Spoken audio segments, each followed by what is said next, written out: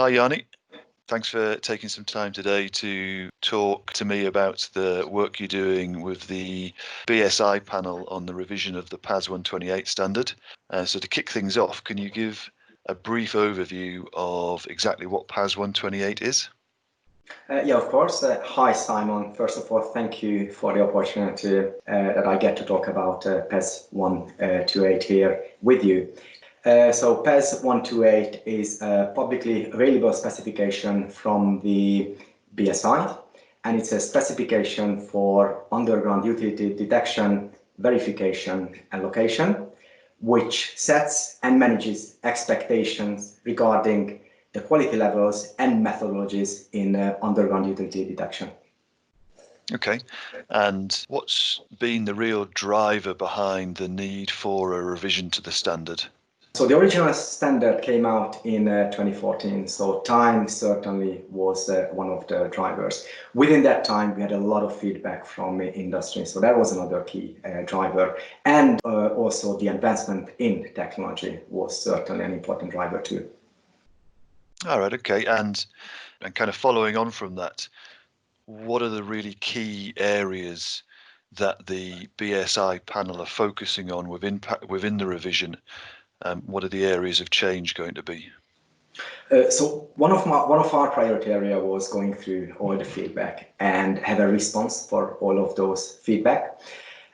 We had a lot more effort to try to work on the client side of PAS 128, of the understanding how to use PAS 128. So effectively, in this PAS, we will have an appendix dedicated for the clients, and we were addressing some new technology as well, some key pieces of technologies, which wasn't or was at early stages when PAS came out originally.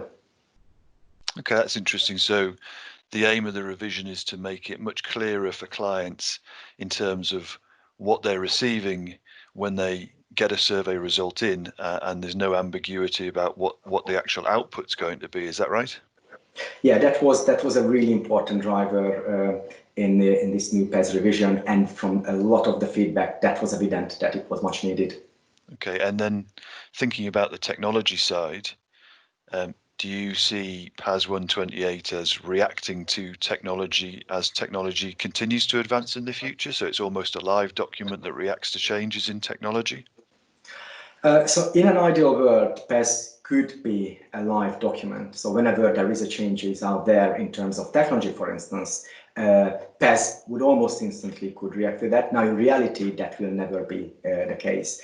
However, no one's saying that we need to wait another 6 years for the next PAS revision. So as we see technology advancing, and perhaps if there's a need for an earlier revision, I'm sure there will be an opportunity for that. Okay, and the panel itself, who's been involved in the revision? Who's been around the table?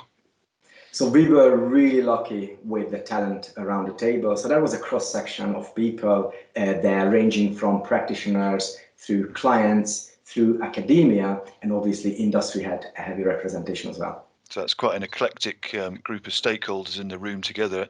Has there always been a consensus of opinion, or have there been some challenging debates? The simple answer would be no.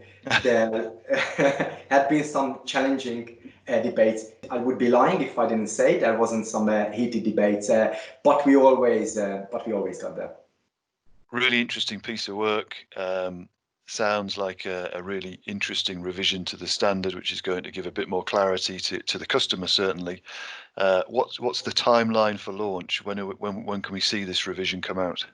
So the original idea behind the new revision was that it's got to be a 2020 launch, so it can have the PAS 128 2020. 2020 just sounds good.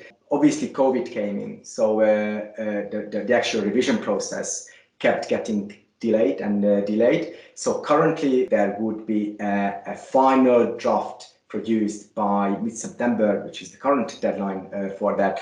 It will then go out to the steering group for one more round. And as we stand currently, a November 2020 launch is proposed. It's still to be confirmed. Okay, we'll watch this space with interest. Hopefully November launch date. Thank you very much for giving your time to just give us a brief overview of that. If folks want more information, they can link in with Yanni directly through LinkedIn. And thank you very much for your time, Yanni. Thank you, Simon, for the opportunity. Thank you. Thanks.